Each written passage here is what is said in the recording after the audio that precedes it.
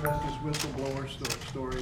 What story? The whistleblower. I don't know the identity of the whistleblower. I just hear it's a partisan person. I've had conversations with many leaders. They're always appropriate. This appears to be an overwhelming abuse of power.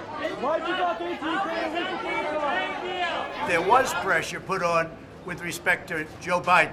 What Joe Biden did for his son, that's something they should be looking at. The actions of the Trump presidency revealed the dishonorable fact of the president's betrayal of his oath of office. I'm announcing the House of Representatives moving forward with an official impeachment inquiry. It is shocking at another level that the White House would release these notes and felt that somehow this would help the president's case or cause. Because what those notes reflect is a classic mafia-like shakedown of a foreign leader. There was no quid pro quo. The call was perfect. It was perfect. If the President of the United States asks or presses the leader of a foreign country to carry out an investigation of a political nature, that's troubling. So I would say that President Zelensky, if it were me, I would recommend that they start an investigation into the Bidens. Likewise, China should start an investigation into the Bidens. To be clear, what you just described is a quid pro quo. It is funding will not flow unless the investigation into the Democratic server happen as well. We do that all the time with foreign policy. Things have just gone from very, very bad to much, much worse. Mr. Taylor, what led you to be concerned about a quid pro quo? The questions presented by this impeachment inquiry are whether President Trump sought to exploit that ally's vulnerability and invite Ukraine's interference in our elections, whether President Trump sought to condition official acts, such as a White House meeting or U.S. military assistance, on Ukraine's willingness to assist with two political investigations that would help his re-election campaign. In mid-August, it became clear to me that Giuliani's efforts to gin up politically motivated investigations were now infecting U.S. engagement with Ukraine.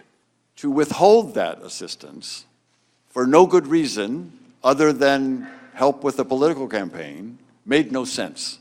It was illogical. It could not be explained. It was crazy. This committee will not be used to out the whistleblower. Mr. Chairman, I don't see how this is outing the whistleblower. Will the chairman continue to prohibit witnesses from answering Republican questions, as you've done in closed hearings and as you did this week when you interrupted our questions? That is not a proper point of order. Mr. Chairman, there are four transcripts that have not been released. Gentleman is not recognized. Ukrainians who preferred to play by the old corrupt rules sought to remove me. What continues to amaze me is that they found Americans willing to partner with them, and working together, they apparently succeeded in orchestrating the removal of a U.S. ambassador. As we sit here testifying, the president is attacking you on Twitter. What effect do you think that has on other witnesses' willingness to come forward and expose wrongdoing? Well, it's very intimidating. I have the right to speak. I have freedom of speech, just as other people do. Sir, do you believe your tweets and words can be intimidating? Quiet. Sir, do you believe Please. your tweets and words can be intimidating? I don't think so at all. It is improper for the President of the United States to demand a foreign government investigate a U.S. citizen and a political opponent. My impression is that in order to get the White House meeting, President Zelensky would have to deliver these investigations. Was there a quid pro quo? With regard to the requested White House call and the White House meeting, the answer is yes. I later came to believe that the resumption of security aid would not occur until there was a public statement from Ukraine committing to the investigations of the 2016 elections and Burisma, as Mr. Giuliani had demanded. But it struck me yesterday when you put up on the screen Ambassador Sondland's emails and who was on these emails, and he said, these are the people who need to know, that he was absolutely right, because he was being involved in a domestic political errand. And we were being involved in national security foreign policy, and those two things had just diverged. My clear impression was that the security assistance hold was likely intended by the president either as an expression of dissatisfaction with the Ukrainians, who had not yet agreed to the Burisma-Biden investigation, or as an effort to increase the pressure on them to do so. I have never had a direct link between investigations and security assistance. That's really bullshit. This president believes he is above the law. beyond accountability. And in my view, there is nothing more dangerous than an unethical president who believes they are above the law. The framers reserved impeachment for situations where the president abused his office, that is, used it for his personal advantage, and in particular, they were specifically worried about a situation where the president used his office to facilitate corruptly his own re-election. That's in fact why they thought they needed impeachment and why waiting for the next election wasn't good enough. Did President Trump commit the impeachable high crime and misdemeanor of abuse of power? We three are unanimous, yes. The Democrats are trying to hurt the Republican Party for the election, and the Republicans have to get tougher and fight. This is totally unjust. We demand open proceedings. Because if behind those doors they intend to overturn the results of an American presidential election. I'm not going to read these transcripts. The whole process is a joke. By the way, whatever happened to Hunter? Where the hell is he?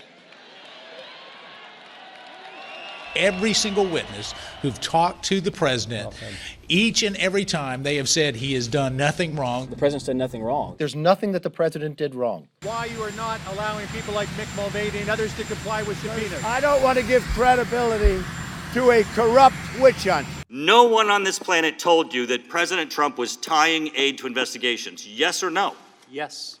So, you really have no testimony today that ties President Trump to a scheme to withhold aid from Ukraine in exchange for these investigations.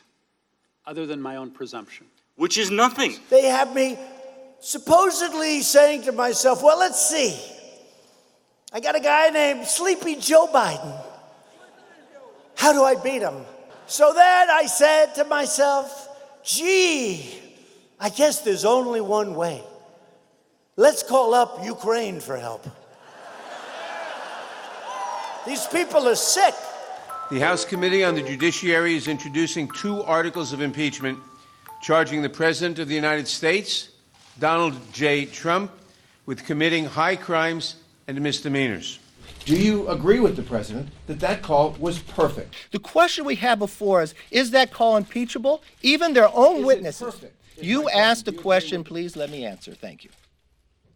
We're not going to take a vote on whether a call is perfect, because that's not what's before us. He obstructed Congress by directing the entire administration, everybody in the executive branch, do not answer any questions. And each and every time they try to cast doubt on the president's conduct, we are able to show a legitimate concern the president had in corruption. They've said that the president's behavior was all about his supposedly legitimate concern about corruption. Everyone unanimously told him that Ukraine had passed all the anti-corruption benchmarks. To say this was all about Biden, for heaven's sake, that's ridiculous. There's only one section in this entire transcript, and it's not till page 4 out of 5, that President Trump brings up Biden. This is the highest of high crimes, and President Trump must be held accountable. The clerk will call the roll. Mr. Nadler? Aye. Ms. Dean? Aye. Ms. Dean votes aye. Mr. Klein? No. Mr. Klein votes no. The House Judiciary Committee has voted articles of impeachment against the president for abuse of power and obstruction of Congress. There was nothing done wrong. To use the power of impeachment on this nonsense is an embarrassment to this country. If you say the president may refuse to comply, may refuse lawful process, may coerce an ally, may cheat in an election because he's the president of our party, you do not uphold our Constitution. You do not uphold your oath of office. Well, I will tell you this, I will uphold mine. I will vote to impeach Donald Trump. I yield back. On this vote, the yeas are 229, the nays are 198, present is 1. Article 2 is adopted.